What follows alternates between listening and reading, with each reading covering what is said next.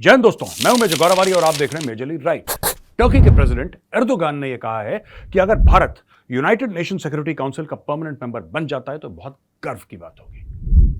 सोचिए जरा, मैं दोबारा रिपीट करता हूं क्योंकि यह चीज सिंक इन करने में, समझने में थोड़ा सा वक्त लगेगा। मुझे भी बहुत वक्त लगा।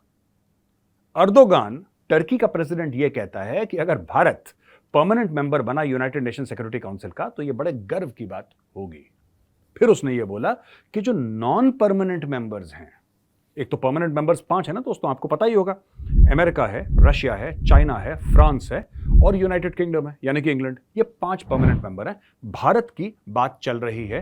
अमेरिका सपोर्ट करता है, सारे देश सपोर्ट करते हैं भारत की परमानेंट मेंबरशिप सिक्योरिटी काउंसिल की, यूनाइटेड नेशंस की, छोड़ के चाइना को थोड़ा सा मतलब खुजली है इस मामले में, क्योंकि उसको लग रहा है कि भारत आ जाएगा तो फिर हमारी वो जो लोग हमें समझते थे कि बहुत महत्वपूर्ण है चाइना, वो कम हो जाएगा। Anyway, coming back to the point दोस्तों, स्टोरी ये है कि उसमें साथ उन्होंने एक और चीज जोड़ दी है। एर्दोगान ने ये बोला है कि जो नॉन परमानेंट मेंबर्स हैं, एक तो परमानेंट मेंबर हो गए, एक नॉन परमानेंट मेंबर हैं, उनको भी मौके मौके से रोटेशन से मिलना चाहिए ऊपर जाने के लिए। एक कोई गया 1 साल के लिए, फिर दूसरा अगले साल, तीसरा अगले साल, ठीक है, लेकिन परमानेंट मेंबर के लिए अग्री कर गए। ये हुआ कैसे? ये एर्दोगान पहली बात है कौन? ये वो शख्स है जो ऑटोमन एम्पायर के सपने देखता है, राइट?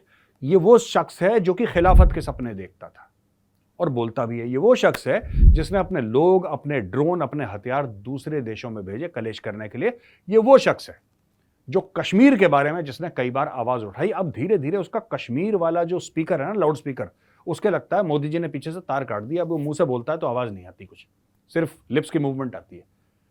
तो एर्दोगान का ये क्यों बयान इतना महत्वपूर्ण है? क्योंकि ये सबसे बड़ा खिलाफ में खड़ा हुआ था, खासतौर से जब कश्मीर की बात होती थी। पूरे मुस्लिम वर्ल्ड में दोस्तों किसी ने ज्यादा कुछ बात नहीं करी। लोग कह रहे थे यार ये इंडिया पाकिस्तान का मामला है, ठीक है, इसको अलग रहने दो। यही था जो बीच में जिसको खुजली होती थी एर्दोगान को, और वो कहता था नहीं नहीं, हम अपने पाकिस्तान भाइयों के साथ खड़े हैं, इस्लामिक उम्मा, फलाना चुम्मा, ये सब कहता था।